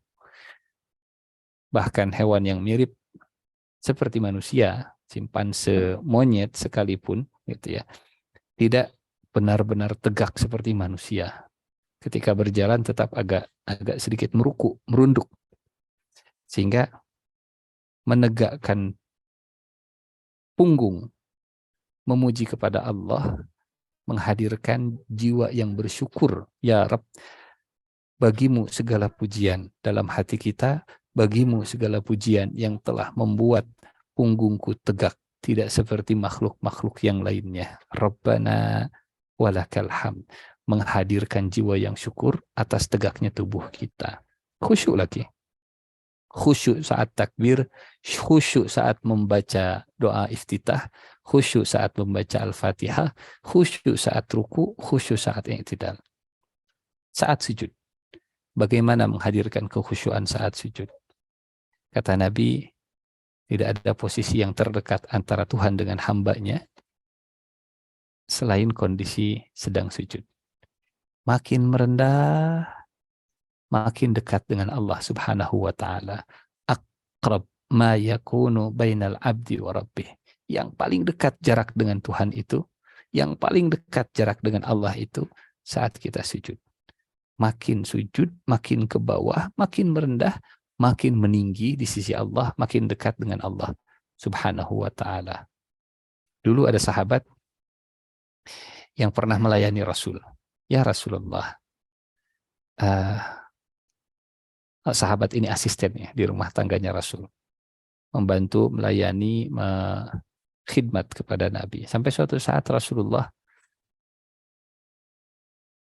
ingin membalas. Salni, mintalah kepadaku, saya akan kasih. Kata sahabat ini, ya Rasulullah, boleh saya minta, berikan saya waktu untuk meminta kepadamu. Silahkan. Setelah difikir, permintaannya luar biasa. Ya Rasulullah, saya meminta agar saya tetap menjadi rafiquka fil jannah. Saya tetap bisa berkhidmat kepadamu di surga. Saya tetap bisa melayanimu di surga. Saya tetap bisa bersamamu di surga. Kata Nabi, ini permintaan yang berat. Ini permintaan gak ringan, gak gampang. A'inni ala kathratis sujud. Tolong bantu saya, kata Nabi, untuk memenuhi permintaanmu itu, bantu saya dengan memperbanyak sujud. Jadi kalau engkau memperbanyak sujud, engkau akan menjadi sahabatku, rafiqku, pendampingku nanti di surga. Ini bisa membantu kekhusyuan saat kita sujud. Ya Rabb, saya sujud. Mudah-mudahan sujud ini mendekatkan diri kepada Allah, menjauhkan dari sifat kesombongan, karena iblis nggak mau sujud. Iblis sombong karena tidak mau sujud. Mudah-mudahan sujud kita membersihkan dari kesombongan. Makin banyak sujudnya, makin dijauhkan dari kesombongannya. Makin banyak sujud, makin dekat kepada Allah. Makin banyak sujud, mudah-mudahan makin tawadhu. Makin banyak sujud, mudah-mudahan, ya Rabb saya sujud, mudah-mudahan sujud ini yang mengantarkanku kepada surga Nabi-Mu. Khusyuk lagi insya Allah. Ya, membawa hati dalam sujud. Yang berikutnya. Ini juga terkait dengan memahami bahasa doa.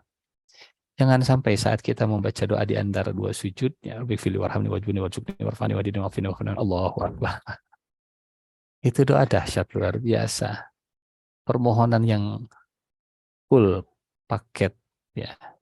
Minta diampuni, minta disayangi, minta dikasih rizki, minta dikuatkan, minta diangkat derajatnya, minta dikasih afiat, minta dimaafkan. Rabbi ighfirli warhamni wajburni warzuqni warfa'ni wahdini wa'afini wa'afani. Minta dikasih petunjuk. Nikmati setiap kata perkataannya. Rabbi ighfirli. Ya Allah, ampuni saya ya Allah. Diingat dosa kita. Atau Pak Ustadz kalau begitu malah lama sholatnya. Namanya sedang ketemu dengan Allah, menikmati. Mudah-mudahan bisa lebih dekat ya. Karena yang terbesar dalam sholat itu adalah ingat Allahnya. Wala zikrullahi akbar. Yang terbesar dalam sholat itu adalah ingat Allahnya. Allah tidak akan mengabulkan doa dari hati yang lalai. Allah tidak akan mengijabah doa dari hati yang tidak mengerti apa yang dia minta. Rabbi fili warhamni wajbuni wajukni warfani wadini wafini wafani Allahu Akbar subhanallah. Tenang. Rabbi fili warhamni wajburni dan seterusnya. Khusyuk saat duduk di antara dua sujud. Yang berikutnya, bagaimana khusyuk saat kita tahiyat? Ya. Meleburkan diri dalam dialog tahiyat. Ini dialog tahiyat itu bagian awalnya. At-tahiyatu lillah. At-tahiyatul mubarakatus salawatut tayyibatu lillah. Kemuliaan milik Allah. Keberkatan milik Allah. Kebaikan milik Allah. Kita menyampaikan ya pujian bagi Allah. Kemudian kita membaca salam dari Allah. Assalamu alayka ayyuhan nabi wa rahmatullahi wa barakatuh. Assalamu alayna wa ala ibadillahis salihin. Jadi ada dialog di bagian pertama tahiyat yang disusul dengan penguatan komitmen tauhid kita. Asyhadu an la ilaha illallah. Kembali dikuatkan syahadat kita. Kembali kita bersyahadat setiap sholat kita. Kita bersyahadat setiap sholat. Dan setelah itu, qiyat khusyuk saat membaca doa tasyahud. Ya, sedang tahiyat, qiyat khusyuk berikutnya, curahkan semua kerinduan kepada Rasulullah dalam sholawat. Jadi ada khusyuk saat berdiri, ada khusyuk saat takbir, ada khusyuk saat membaca doa iftitah, ada khusyuk saat membaca Al-Fatihah, ada khusyuk saat ruku, khusyuk saat i'tidal, khusyuk saat sujud, khusyuk saat duduk di antara dua sujud, khusyuk saat kita tahiyat. Mencurahkan kerinduan dalam salawat. Ya, kalau Nabi sampai nangis merindukan umatnya, mudah-mudahan setiap salawat juga bisa muncul kerinduan. Allahumma salli ala Muhammad wa ala ali Muhammad kama sallaita ala Ibrahim wa ala ali Ibrahim, dan seterusnya. Yang terakhir, kiat khusyuk saat salam. Maka yang harus dihadirkan adalah hati yang menginginkan kebaikan kepada sesama. Tengok ke kanan, Assalamualaikum warahmatullah. Tengok ke kiri, Assalamualaikum warahmatullah. Bagaimana khusyuk ketika salam? Hatinya hadir. Mudah-mudahan Allah berikan kebaikan. Mudah-mudahan Allah berikan kebaikan dan kedamaian. Dengan kiat-kiat ini, mudah-mudahan Allah menjadikan ilmu malam hari ini jadi ilmu yang bermanfaat, dan salat kita dihadiahi kekhusyuan oleh Allah Subhanahu wa taala. Wallahu a'lam bishawab. Saya kembalikan Pak Adri. Assalamualaikum warahmatullahi wabarakatuh. Waalaikumsalam warahmatullahi wabarakatuh. Alhamdulillah, syukur jazakallah atas paparannya. Insya Allah sepertinya sangat jelas ya, tinggal kita berupaya seoptimal mungkin dengan effort yang luar biasa, bagaimana agar sholat kita itu betul-betul maksimal, dan tentunya harapan terbesar adalah diterima Allah Subhanahu wa taala. Karena seharusnya memang kalau dalam sholat sebetulnya kita sebenarnya di sini udah senior sebetulnya saja, tapi ternyata begitu luar biasa sulitnya ternyata. Karena kalaupun misalkan ada pelatihan sholat khusyuk barangkali ya, istilahnya kalau pelatihan komputer seperti panitia berani mengeluarkan sertifikat, oh ini sudah komputer loh. Tapi kalau sertifikat sudah khusyuk tidak akan ada seperti itu tadi. Karena banyak setan yang mengganggunya kalau salat mungkin. Izin Ustaz, satu pertanyaan saja barangkali dari saya, semoga mewakili para jamaah terkait dengan sholat yang tidak khusyuk, Ustaz. Mengingat kita semua sangat hafal surat ini yang ada ayatnya dalam surat Al-Ma'un, gitu kan. Fawailul lil musallin alladzina hum an salatihim sahun alladzina hum yuraun wa lam yaunul ma'un. Memang dalam terjemahannya adalah orang-orang yang ria dan enggan untuk memberikan bantuan barangkali Ustaz ya. Tetapi dalam kata sahun sendiri Ustaz, dan sungguh sangat ngeri sekali membacanya, jadi meneraka wail untuk orang yang lalai dalam sholatnya. Nah, apakah ketika seseorang itu tidak khusyuk dalam sholat, apakah itu masuk ke dalam kategori memiliki peluang masuk ke neraka wail, atau setidaknya barangkali apakah itu berdosa Ustaz ketika kita sholat tidak khusyuk, karena sementara kita tuh sering sebetulnya sholat hampir sepanjang hidup kita laksanakan Ustaz. Mohon penjelasan Ustaz. Baik. Bismillahirrahmanirrahim. Turun, ini pertanyaan luar biasa.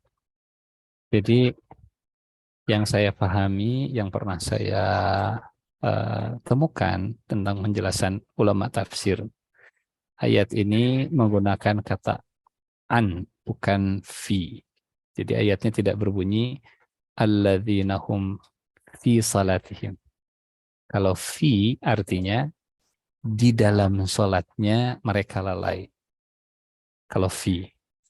Tapi ayat ini an, alladzina hum an salatihim. Kalau an itu bukan di dalamnya, tapi terhadap salatnya. Sehingga dimaknai oleh para ulama tafsir, yang dimaksud dengan an salatihim sahun itu yang suka menunda-nunda dari waktunya, yang tidak pernah sholat tapi belang betong begitu. Jadi dari sholatnya, bukan di dalam sholatnya. Jadi pilihan satu huruf, tapi itu sangat menentukan makna. Kalau dia sudah sholat, kemudian dia berjuang antara khusyuk dan tidak dan seterusnya, ini kata Ibnu Qayyim tingkatannya masih mukaffar gitu, masih diampuni dosa-dosanya. Sementara yang ada di surat Al-Maun adalah yang lalai dari sholatnya, bukan yang lalai di dalam sholatnya, bukan yang lalai ketika sholatnya. Wallahu a'lam bishawab. Alhamdulillah. Izin Ustaz, ini di penghujung kegiatan membacakan satu atau dua pertanyaan lagi Ustaz. Ini ada pertanyaan dari jamaah. Dan juga saya punya utang nih, janji kepada jamaah yang telah mengajukan pertanyaan di bulan lalu yang tidak sempat kami bacakan. Cuman memang di kajian kita fokus di bahasan khusyuk atau tidaknya barangkali ya, karena untuk bab fikih akan berbeda gitu barangkali Ustaz ya, karena akan ada kajian yang berbeda. Dari Ibu Dewi Solihah nih. Izin bertanya, bagaimana bila sholat dengan memejamkan mata agar lebih khusyuk? Karena bila tak ditutup kurang khusyuk tadi, menjaga pandangan tadi Ustaz. Iya, betul. Jadi ya ini masuk di wilayah fikih juga sebetulnya begitu ya. Karena teladannya, contohnya sunnah sebetulnya, sunnah bukan termasuk ke rukun. Mata melihat ke tempat sujud itu bukan rukun sholat. Karena kalau rukun sholat ditinggalkan, sholatnya harus diulang. Rukun itu tidak boleh ditinggalkan dan tidak bisa diganti dengan sujud sahwi. Ada rukun, ada wajib, ada sunnah. Kalau rukun ditinggalkan jadi tidak sah. Kalau wajib ditinggalkan atau tertinggal, misalnya kafaratnya dengan sujud sahwi. Kalau sunnah ditinggalkan, memang tidak berdosa, tapi mengganggu kekhusyuan kita atau mengurangi keafdalan sholat kita. Misal, sholatnya harusnya menunduk, sunnahnya menunduk ke bawah ke tempat sujud, membantu kekhusyuan. Tapi ternyata yang kita lihat itu imam, begitu ya. Imamnya masih muda, imamnya suaranya bagus, gitu. Jadi kita lihatnya ke imam. Apalagi imam Masjidil Haram, kita pas ada di belakangnya. Jadi nengok imam. Atau karena kita sholat di Masjidil Haram, di sebelah kanannya imam, jadi pas takbiratul ihram bukan ke tempat sujud. Yang mana ya imam teh? Oh itu. Memang tidak melihat ke atas, melihatnya ke depan begitu. Atau melihatnya ke Ka'bah misalnya. Ini sunnah gitu ya, sunnah. Nah, karena hukum melihat tempat sujud ke bawah itu sunnah, menyelisihi sunnah itu hukumnya makruh. Jadi saat tadi menutup mata atau tidak melihat ke tempat sujud, dia tidak berdosa selain ke atas ya, selain melihat ke atas, hukumnya makruh. Jadi tidak tidak berdosa ketika dilakukan, hanya tidak disukai saja untuk menutup pandangan. Wallahu a'lam bishawab. Wallahu a'lam bishawab. Alhamdulillah. Terima kasih Ustaz. Izin pertanyaan selanjutnya, semoga tadi terjawab ya Ibu ya. Dari Ibu Mia, tanya Bismillah Ustaz, bolehkah beristighfar dalam hati ini ketika sholat? Masuk ke rakaat ketiga atau rakaat manapun barangkali tidak khusyuk gitu. Itu istighfar gitu Ustaz. Dalam hati tapi. Ya. Jadi sebetulnya saat kita duduk di antara dua sujud juga istighfar kita. Karena istighfar itu kan minta ampun ya. Dan redaksi minta ampun kalau istighfar dengan kata kalimatnya bisa astagfirullah atau ighfirli. Sebetulnya kita istighfar, Rabbighfirli, itu kan istighfar gitu ya. Warhamni, itu namanya istirham, minta disayangi. Warzuqni, istirzak, itu minta rizki gitu. Jadi istighfar itu dianjurkan. Bahkan dalam sholat kita tetap lakukan. Nah, membantu kekhusyuan ketika takbir yang ketiga, rakaat yang ketiga, itu tadi kalimat takbir itu membantu kekhusyuan sebenarnya. Allahu Akbar. Tidak boleh ada yang lebih besar selain Allah Subhanahu wa ta'ala. Jadi redaksi dalam sholat itu semuanya membantu kekhusyuan gitu ya. Dari mulai iftitahnya, gerakannya, bacaannya, semua membantu ke khusyuk. Wallahu a'lam bishawab. Masya Allah. Berarti kembali lagi ke yang tadi pertama, Ustaz, kita berupaya optimal mungkin untuk menguasai bacaan dalam sholat dari bahasanya, Ustaz. Betul, itu sangat membantu sekali. Betul. Baik, terima kasih Ustaz. Ya, selanjutnya ini juga sempat disampaikan oleh Dr. Suwadi, jadi saya akan bacakan terkait dengan salam, Ustaz. Dr. Suwadi menanyakan terkait, saya pernah sholat berjamaah dan imam di akhir sholat salam diucapkan adalah Assalamualaikum warahmatullahi wabarakatuh. Lengkap, Ustaz. Apakah sholat sah atau tidak? Bapak pikir lagi, Ustaz. Apakah cukup dengan Assalamualaikum warahmatullahi saja? Begitu, Ustaz. Iya, bismillahirrahmanirrahim. Nah, ada slide. Ini dia. Oke. Terkait dengan salam, ya. Ada beberapa riwayat yang bisa kita kumpulkan. Pertama, dari riwayat Baihaqi dan Tabrani dulu. Ini yang paling bawah kanan. Dalam riwayat Baihaqi dan Tabrani, itu ke kanan saja dengan mengucapkan Assalamualaikum, tapi ke kirinya tidak. Itu yang riwayat Baihaqi dan Tabrani. Dalam riwayat Ahmad dan An-Nasai, ke kanan dan ke kiri. Tapi ke kanan, Assalamualaikum warahmatullahi, ke kirinya Assalamualaikum. Kalau ada yang begitu, berarti mengambil riwayat Ahmad dan Nasai. Nah, kalau yang mengambil riwayat Muslim, Assalamualaikum warahmatullahi, Assalamualaikum warahmatullahi, oh, berarti riwayat yang digunakan riwayat Muslim. Kalau riwayat Abu Daud Ibnu Khuzaimah, Assalamualaikum warahmatullahi wabarakatuh. Assalamualaikum warahmatullahi. Jadi ada riwayat-riwayatnya yang itu memang setiap imam bertanggung jawab dengan pilihan yang dia gunakan. Kita sebagai makmum, kita mengikuti imam. Kesalahan kesalahan makmum akan jadi tanggung jawab imam, begitu ya. Misalnya tidak rapat, tidak macam-macam lah ya, kesalahan-kesalahan dalam sholat berjamaah.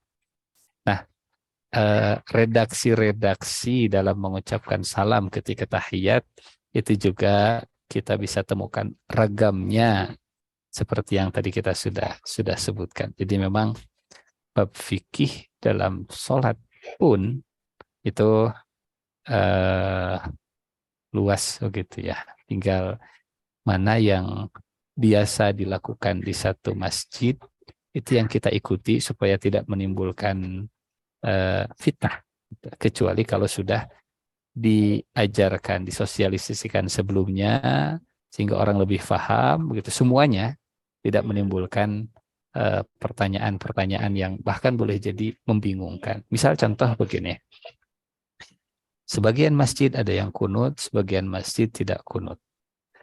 Kalau kita sholat di masjid yang biasa kunut, kita tidak biasa kunut, kemudian kita didapuk untuk jadi imam, maka adab itu didahulukan sebelum ilmu. Kita punya ilmu misalnya tidak kunut, tapi karena masjid ini biasa kunut dan kita diminta jadi imam, adab nomor 1, maka kita kunut. Sebaliknya, Imam Syafi'i itu kunut. Beliau didapuk jadi imam saat beliau berkunjung ke Irak, ke masjidnya Imam Abu Hanifah. Beliau ketika sholat subuh tidak kunut. Selesai sholat ditanya, wahai imam, kau lupa tadi tidak kunut? Kata Imam Syafi'i, tidak lupa. Memang saya sengaja. Kenapa?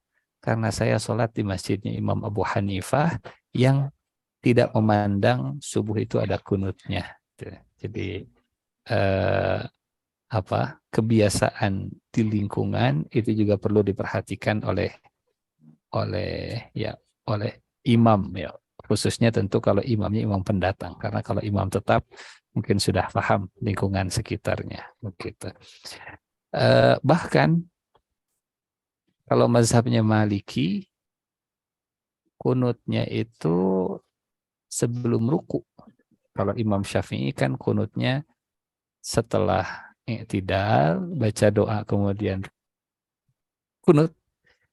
Kalau dalam mazhab Maliki sebelum ruku bahkan. Nah, sama-sama kunut, tapi kalau misalnya imamnya itu mazhab Maliki, dia kunut, tapi kunutnya sebelum ruku, pasti akan jadi pertanyaan juga. Gitu. Pasti akan jadi pertanyaan.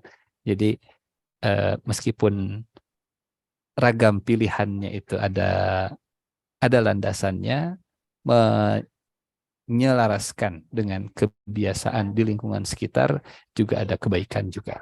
Wallahu a'lam bishawab. Baik, alhamdulillah. Terima kasih Ustadz atas jawaban dari beberapa pertanyaan. Mohon maaf dan juga mohon izin kepada para jamaah sekalian mengingat waktu. Insya Allah pertanyaan yang belum sempat kami bacakan akan saya catat dan insya Allah pada pertemuan selanjutnya bersama Ustadz Ihsan akan kami sampaikan. Terima kasih Ustadz atas ilmunya dan kita berdoa kepada Allah semoga Allah mudahkan pula kita tetap memahami dan tentunya dalam mengamalkannya khususnya di dalam ibadah sholat khusyuk. Baik Ustadz, mohon izin sebelum ditutup kegiatan ini untuk memimpin doa singkat barangkali untuk kita semua. A'udzubillahi minasyaitonirrajim. Bismillahirrahmanirrahim. Hamdan na'imin, hamdan syakirin, hamdan yuafi ni'amahu wa yukafi'u mazidah. Ya Rabbana lakal hamdu kama yanbaghi li jalali wajhika wa 'azimi sultanik. Allahumma salli ala sayyidina Muhammad wa ala alihi wa sahbihi ajma'in. Rabbana ja'alna muqimis salah wa min dhurriyyatina Rabbana wa taqabbal du'a. Allahumma inna na'udzubika min qalbin la yakhsha wa min nafsin la tashba' wa min ilmin la yanfa' wa min du'ain la yusma'. Rabbana atina fid dunya hasanah wa fil akhirati hasanah wa qina adzaban nar. Wa sallallahu ala sayyidina Muhammad wa ala alihi wa sahbihi wa sallim.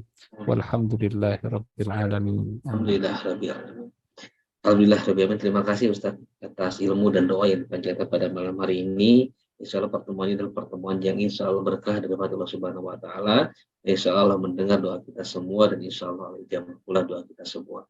Semoga kita dijadikan Allah Subhanahu Wa Taala sebagai hamba-hamba Allah yang ahli ilmu dan tentunya dimudahkan untuk mengamalkannya. Dan semoga pertemuan ini menjadi wasilah juga sebagai motivasi kita, sebagai pendekat kita kepada takwaan kepada Allah Subhanahu Wa Taala. Dan semoga sholat kita semakin lama semakin berkualitas, semakin baik, semakin khusyuk. Dan sehingga pada akhirnya nanti di saat Allah pertanyakan sholat kita yaumil akhir menjadi sholat yang diterima Allah Subhanahu wa Ta'ala. Amin ya Allah ya Rabbal alamin. Terima kasih sekali lagi pada guru kita Ustaz Turis Abdullah. Semoga ilmu disampaikan menjadi ladang pemberat timbangan amal kebaikan Ustaz di yaumil akhir nanti dan juga bagi kita semua untuk menjadi bekal untuk kita semua di yaumil akhir nanti. Kita tutup kegiatan pada malam hari ini dengan iringan permohonan maaf juga jika ada kekurangan dan salah-salah kata dari saya pribadi dan juga mengucapkan terima kasih pada semuanya. Syukur jazakumullah khairan katsiran sanal jaza fi dunya wa akhirah. Insyaallah kita ketemu kembali pada hari Ahad yang akan datang. Kita tutup dengan doa kifatul majelis bersama-sama. Subhanakallahumma wa bihamdika asyhadu an la ilaha illa anta astaghfiruka wa atubu ilaik. Alhamdulillahirabbil alamin. Billahi taufiq wal hidayah. Assalamualaikum warahmatullahi wabarakatuh.